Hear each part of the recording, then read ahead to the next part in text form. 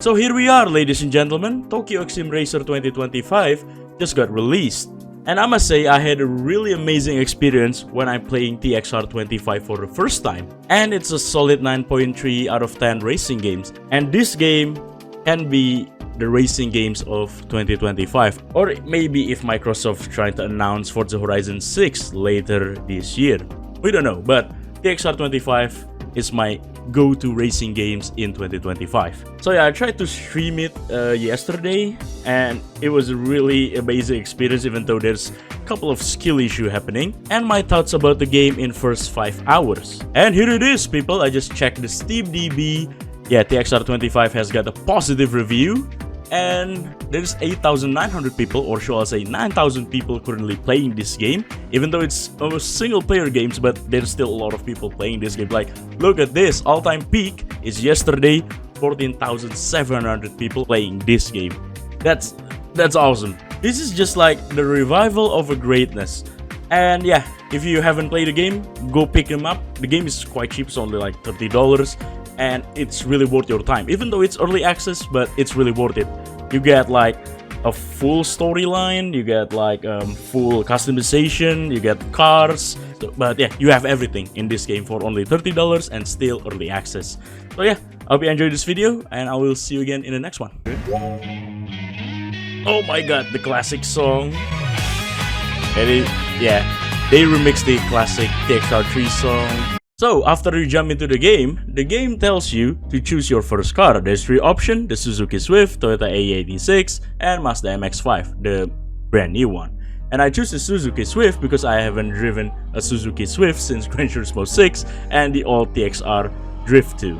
After you pick your first car, the game immediately tells you to hop on to race on the Tokyo Highway, and you encounter a racer that you must battle to complete the tutorial. Then the game introduces you to the gameplay or racing mechanics in Tokyo Xtreme Racer, which is the SP Battle. It's short for Spirit Points Battle, that we already know since the old TXR games, where it's a 1v1 duel against rival. The one who got their SP bar empties, they will lose. SP bars can be depleted if you get too far from your rivals, and also if you're hitting a wall or colliding with other cars. But sometimes you can encounter like a 1 versus 2 duel, or maybe 1 versus 4 duel with your rivals, which is actually quite crazy. So they still keep the old-fashioned gameplay mechanic aspect, which is very simple and amazing. The other cool new feature in TXR 25 that I really love, you can now battle with NPC traffic cars. For example, here I can challenge random NPCs with their stock-looking 180SX. Can I challenge this guy? Okay. So we can challenge like a traffic car in this game. And every traffic car has a different car. No, why you push me? Go that way, please. Hey, fuck okay. you, man! The AI is a bit aggressive. Immediately our first loss, goddammit. And unfortunately, I got cooked. Then I tried to battle another random NPCs again, and I was able to challenge some random truck drivers. And this is one of the funniest things that happened to me when I battle with this random Toyota truck. Gotta race the Toyota truck. I hope I didn't get hooked by truck. The truck is actually coming fast. Oh my god! Oh no, the truck is angry. Wait, what? Truck, oh my god, the truck is angry. the angry truck. Alright. 8 grand for beating a truck, damn. Yeah, there's a bit of rubber banding going on here. Battling random traffic cars also can get you money, and is probably the efficient method to grind some money in the early stages of the game. I gotta battle the RX-8 for now. Let's try this. Who will get cooked? Oh, okay. Okay, buddy. Sir? Why are you doing this?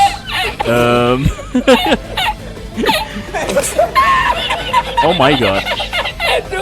Thank you. skill issue. That's not a skill issue. I mean, that's a terrible AI.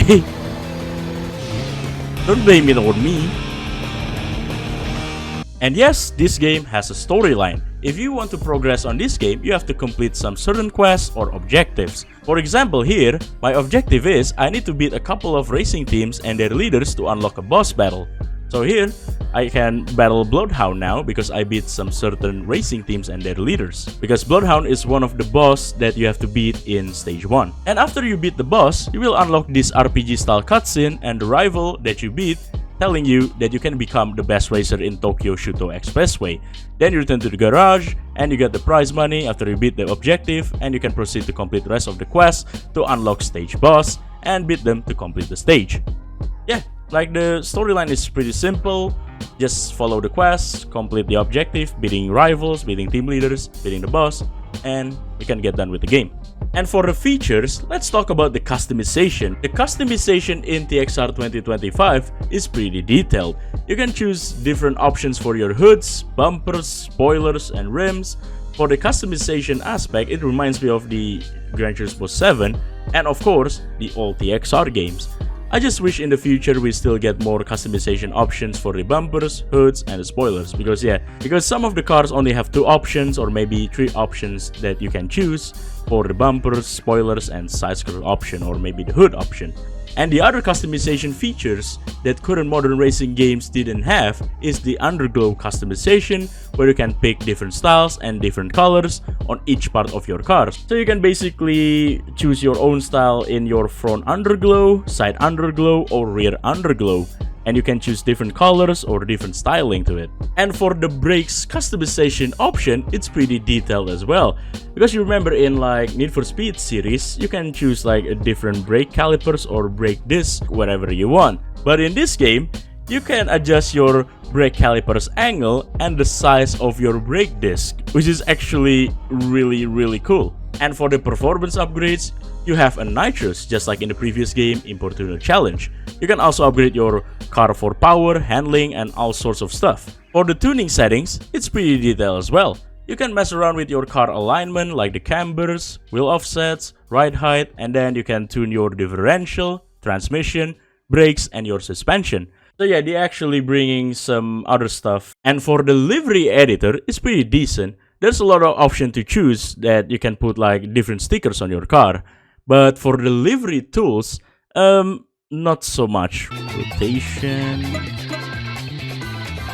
mirror image. I cannot see the other side. I'm gonna try that. Oh, it did work. Alright, it's pretty nice.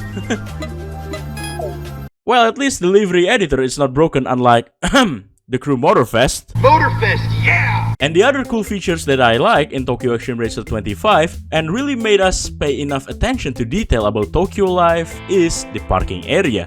They borrowing the parking area feature from the Importuner Challenge or the previous TXR games. And there are some parking area that you can visit in the map, so you can interact with other characters and you can gather some infos about rivals, tuning, tutorials. There are the cars on the course, so be careful, but you can use those cars to slow down your rivals and gain an advantage in battle. Thanks, loading screen tips. And some concerning people that you can interact with. Yeah. You, what do you think is the #1 anime this season? There are too many anime in Japan I can keep up. What is wrong with you then? So yeah, there's a bunch of character in this game and each of them has a different personality, which is very detailed and realistic. And the other aspect from the parking area, you can challenge some hidden rivals and wanderers that is not spawning around the map. And you can change your tires and reveal your nitros in parking area. So we just talked about how the gameplay works, the cool features, how detailed this game is, and the nostalgic moments that you get from the previous TXR games. However, we have an elephant in the room. I mean, it's not really a big problem, but it's kind of a bit ruining the fun aspect of this game. And yep, it's the approach of the progression and the new skill tree perk system, which may have been very questionable. I mean, I get it, like the developers will try to experimenting something with the progression. So, skill tree perks can get you level up and get some cool stuff that you need. And you must spend your BP, or should I say perk points, because I forgot what BP stands for. You unlock perk points by beating rival, bosses, wanderers, then you can spend those points for your perks. So if I go to the perk skill tree right here, there's a couple of sections that you can spend your BP or your perk points. For example, you can level up right here. You can level up your attack and defense. So you can level up your driver level right here. And then you can go to the skills. And yeah, I think this skill is pretty usable sometimes. And you can get like bonus money, or you can get like some bonuses for SP battle and some helpful, for example, like this. Yeah, because you probably need like SP reduction if you hit something or if you're hitting the wall, and maybe SP stamina boost, so your SP gauges increase by a couple of percents, and for the tire durability as well. But other than that, like the perk here is a bit, I don't know, a bit useless or a bit questionable. For example, they kept the money, like maximum credits that you have in your wallet is 3 million at the start, and you have to upgrade your wallet every time you progress or completing the stages. So yeah, I think for stage 2 the maximum money that you need is 7 million, and which means you cannot earn more than 7 million, which is actually quite dumb. But for Garrett's expansion is a bit alright-ish. For this one, the negotiation, or maybe like the car, when you try to sold the cars, that you can be sold at 60% of the new car price, that makes sense. So like the maximum amount of credits that you can keep is really pointless, let's say. So you have to spend the money and then earn more money, spend more money again to earn more money. Yeah, because they kept the money on this game. And then this one, you have to acquire your cars that you can buy in the dealership, and you have to spend perk points on it. And this is worse actually. So for example, if you really want a Toyota Chaser, you really want to buy a Chaser, you must spend point on this skill tree. But before you spend the perk points to buy the Chaser, you must spend the points to unlock the Toyota BB, which is actually the toaster car and is useless except for battling Wonder. Or probably some, for some funny shenanigans. But yeah, it's really questionable. And also, if you really want a Mazda RX-8, you must buy a Mazda 3, and also a Mazda 6, and also a Mazda Axela. And also, if I remember correctly, that if you really want to unlock all the cars that you can spend the perk points with, and you can buy them in the dealership later on, it's locked behind the story mode. So yeah, for example, if you really want the Chaser, you have to beat Cinderella past midnight. And if you really want a Fairlady 300ZX, you must beat Cinderella past midnight or complete stage 2. So you will unlock everything on stage 3. So, yeah, so in this early access version, the progression is a bit, I don't know, it's really weird and a bit questionable. And for example, if you really want a Mitsubishi, yeah, you have to beat stage 2 first, so you can unlock Mitsubishi and you can buy them in dealership later on. Which is, yeah, I don't know, man.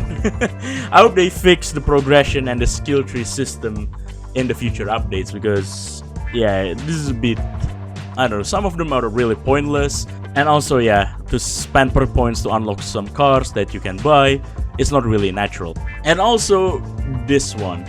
So yeah, if you really want to unlock a higher level performance part, you must spend a perk points as well.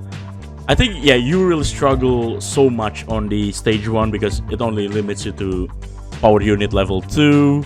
And then in stage 2, they will only limit you to power unit level 4, and then exhaust level 2, and also intake level 2. And a bunch of them are level 2 as well. But and then in stage 3, you unlock everything. And yeah, you will struggle a lot because you didn't unlock every performance upgrades already. So basically you cannot unlock them immediately, and you must complete stage 2. And if you really want to beat stage 2, you must go through this woman right here. Yeah, this woman is a bitch, the Melancholic Angel. And people say, oh yeah, it's impossible to beat her, huh? Well, yeah, it is. Because she's actually cheating.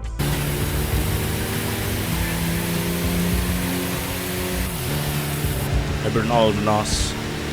That's not really necessary. We got cooked again.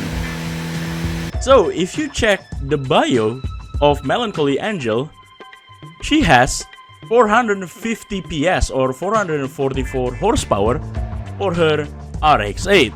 which is actually unbeatable, right? Because you're only limited to like 300 horsepower if you're upgrading your engine to level 4, even though you're already using RX-8 or maybe Nissan Silvia S14, because both of them are the best car in stage 2, or the fastest car. And it requires me to beat Dejected Angel or Melancholy Angel, I think 8 to 9 tries. And I finally beat her because she has a massive skill issue.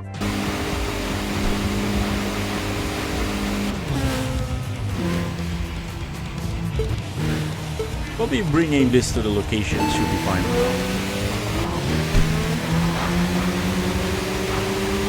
Oh, she mad. Okay.